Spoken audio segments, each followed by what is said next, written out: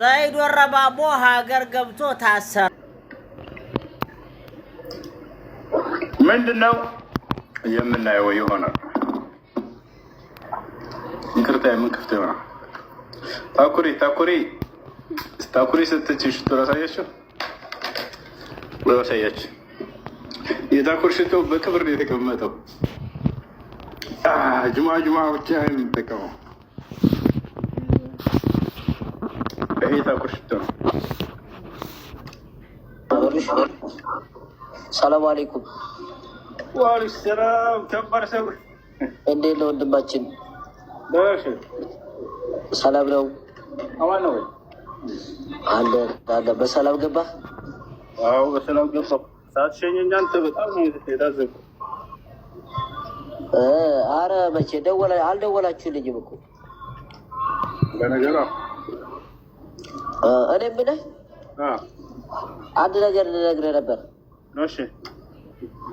የሆነ ደሴ እስር ቤት አለ እኛ ሰፈር ማለት ነው። እሺ። እና ብዙ እስላም እስረኞች አሉና መስጊዱ እንዳለ እንትን አለ ፈራረሰ። እና ደውለውልኝ ሁሱን አናግረውና አንድ ላይ ገንዘብ አሰባስቡልን አድሱልን ብለው ላይ መልእክት ላኩልኝ። ይህንን ልንገርህ ብዬ። እስር ቤት ውስጥ ነው? አዎ እስር ቤት ነው። ቪዲዮ ምናምን አስፈቅደን ቀርጸናል እና አንተ ነው እሱ ምናምን አናግሩና ሰብስቡልን ላይራ ይሆነናል ምናምን አሉ። ችግር የለውም ኢንሻላህ። መስጂዱ እስር ቤት እኛ ቪዲዮ እንልቀቅ አንተ ታግዘናለህ ላይ ችግር የለውም ይቻላል።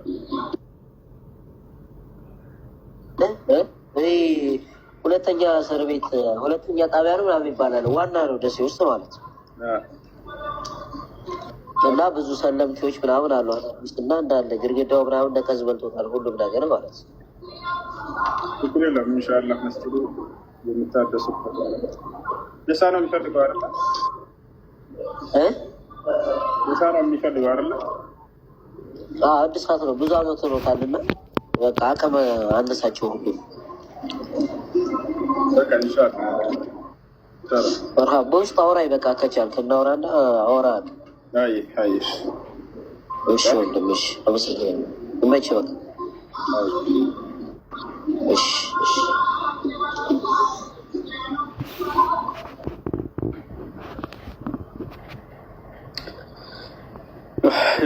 ሰይድ ወረባቦ ሀገር ገብቶ ታሰረ።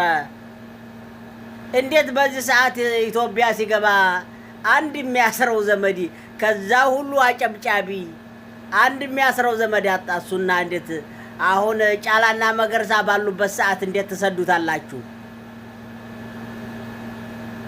እንደው በቃ አንድም እንደው የነፍስ ጓደኛ የለውም ማለት እኮ ነው። ሰይድ ወረባቦ የስጋ እንኳን የለውም እኮ። እንዴት ጫላና መገርሳ ቦሌ ላይ ቢያገኙት ምን እንደሚፈጠር አታውቁም? እኔ ግን ፈጣሪ ይጠብቀው ነው የምለው።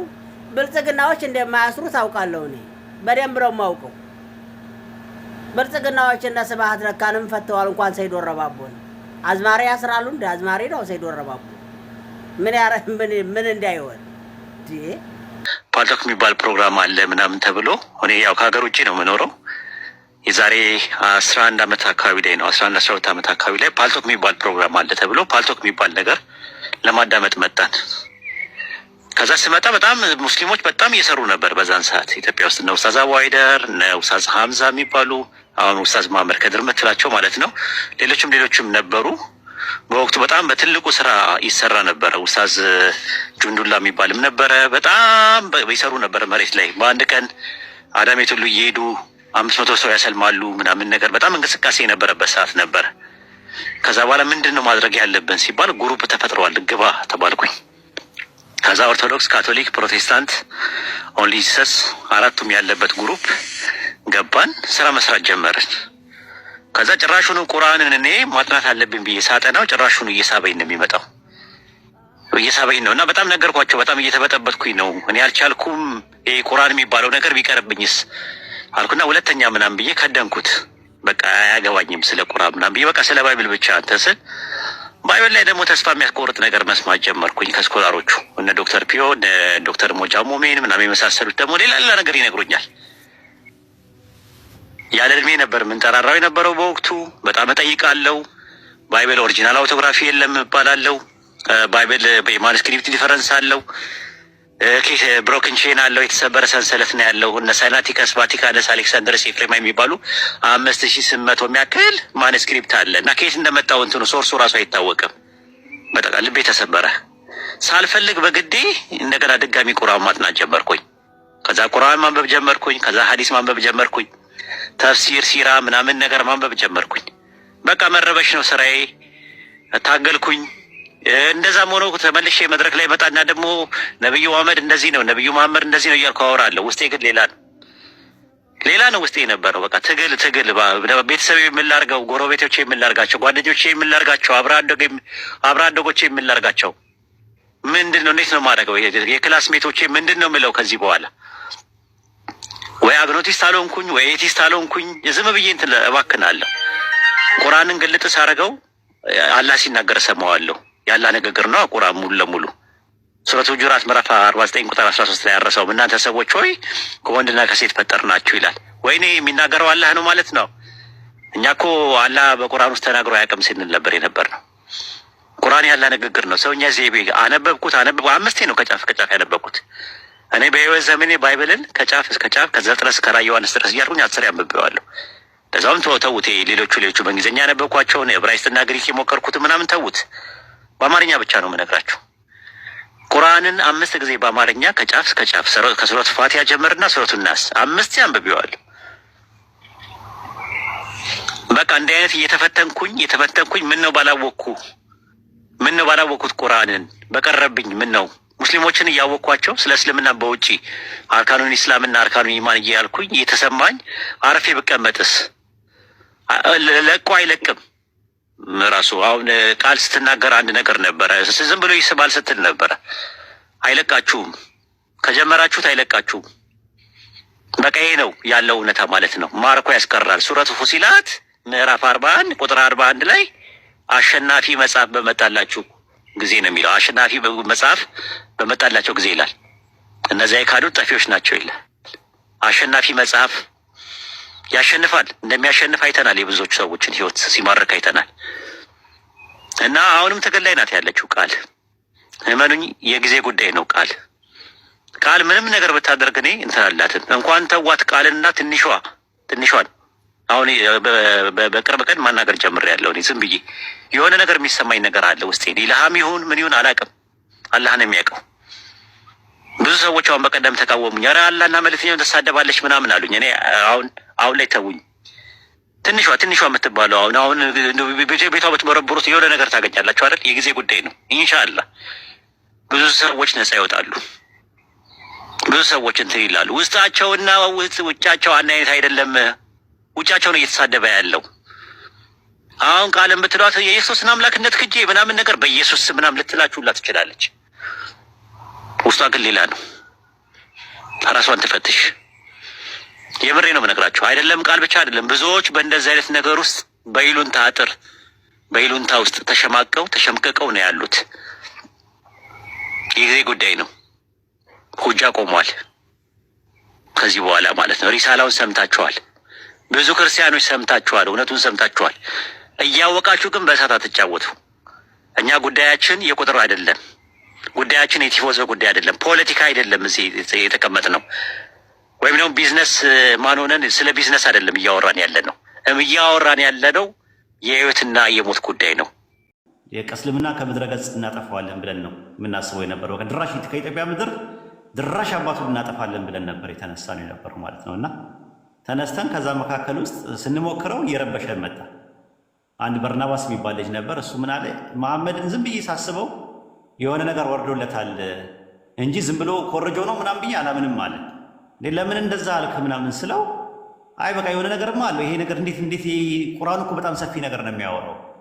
የሆነ ነገር ወርዶለታል ከፈጣሪም ይሁን አይሁን ያላቅም፣ ግን ኮረጇል የሚል ነገር አይደለም። የሆነ ከሆነ ነገር ጋር የለቃቀመው ነገር ቢሆን እንደዚህ ጠንካራ ነገር እንዴት ይፈጠራል አለ። በዘመናት መካከል እስልምናን ለማጥፋት ከውስጥን የመናፍቃን ስራ ከውጭም የኩፋሮች ስራ በተጠናከረ ሁኔታ ተሰርቷል። ግን 1400 ዓመት ተሻግሮ መጥቷል። ቁርአን የአምላካችን ያላህ ቃል በሱረቱ ፉሲላት ምዕራፍ 41 ላይ ሲናገር አሸናፊ መጽሐፍ በመጣላቸው ጊዜ ነው የሚለው። አሸናፊ መጽሐፍ ነው የሚለው። እስቲ ሁላችሁም ጻፉልኝ፣ አሸናፊ መጽሐፍ ብላችሁ ጻፉልኝ። አሸናፊ መጽሐፍ ቁርአን እውነት ነው። የሰዎችን ልቦች ማሸነፍ የሚችል አሸንፎ ማርኮ ማስቀረት የሚችል ብቸኛው መጽሐፍ ነው በዓለማችን ላይ። ሊዋጉት የመጡትን ሰዎች በአጠቃላይ አሸንፎ የሚያስቀር መጽሐፍ ነው። አሸናፊ መጽሐፍ ብላችሁ ጻፉልኝ። በአላህ አሸናፊ መጽሐፍ ማሸነፍ ይችላል። የምር በእውነት መዋጋት የሚፈልግ ሰው ካለ መጥቶ መዋጋት ይችላል። በሱረት ፉሲላት ምዕራፍ 41 ቁጥር 41 ላይ እነዚያ በቁርአን እሱ አሸናፊ መጽሐፍ ሲሆን በመጣላቸው ጊዜ የካሉት ጠፊዎች ናቸው ይላል። አሸናፊ መጽሐፍ የሚያሸንፍ ነው። የሰዎችን ልብ መማረክ የሚችል ነው። ማርኮ ማስቀረት የሚችል ነገር ነው ራሱ። እኔ እሱ ብቻ አይደለም አሁን ለእናንተ የተገረማችሁት። ኢንሻአላህ እውነት አንድ ሰው ውስጡና ውጪው አንድ አይነት አይደለም። እኔ ውስጤና ውጪ አንድ አይነት አልነበረ። እስልምናን እሳደባለሁ፣ እቃወማለሁ። ውስጤ ግን ሌላ ነው። የእስልምና እውነት እየገባኝ ነው፣ እያወቅኩኝ ነው ሳጠፋ የነበረው። መጨረሻ ላይ ውጬና ውስጤ ሲጋጭብኝ ነው ወደ እስልምና የመጣሁት። ይሄ ልጅም ተመሳሳይ ነገር ነው እየተናገረ ያለው። ኢንሻአላህ የሆነ ሰው ቀን ከሌሊት የሚሳደብ ሰው የነበረ ሰው አታውቁትም፣ ልብ ውስጡ ምን እንዳለ አታውቁ። ውስጡና ውጭው አንድ አይነት ሆኖ ሳይቀር ሲቀር አላህ የውስጥን ነው የሚመለከተው፣ የልብን ነው የሚመለከተው። እነማናቸው ለሂዳያ የሚገባቸው ነገር እነማናቸው የማይገባቸው የሚለውን ነገር አላህ ብቻ ነው የሚያውቀው። አትወስኑ፣ ለአላህ ስጡ። በቃ አላህ ሂዳያ ይስጠው ብላችሁ ተዉት፣ ተሳዳቢው ነው። ኢንሻአላህ ይሄ ነው ያለው ነገር ማለት በጣም ተሰርቷል። ሙናፊቃኖች በውስጥ ሰርተዋል። እኛ ጋር እንደ ሙስሊም ተመሳስለው ከሙስሊም ውጭ ያሉት ደግሞ ኩፋሮችም ሰርተዋል ለማጥፋት። ኦሪየንታሊስቶች ወይም ደግሞ ሙስተሽሪቅ የሚባሉት የመካከለኛው ጥንተ ነገር አጥኚዎች የሚባሉት ጭራሹን እየተማረኩበት ነው የሄዱት። ሚሽነሪዎች ብዙ ሞክረዋል። መካከለኛው ዘመን ተሞክሯል። ሲያቀታቸው ክሩሴድ ዋር የመስቀል ጦርነት ብለው አውጀውብን ነበር። የሆነ ሳለ እስልምና ከምድረ ገጽ መጥፋት አለበት ብለው 9 ጊዜ ጦርነት አድርገዋል። ተሸንፈዋል።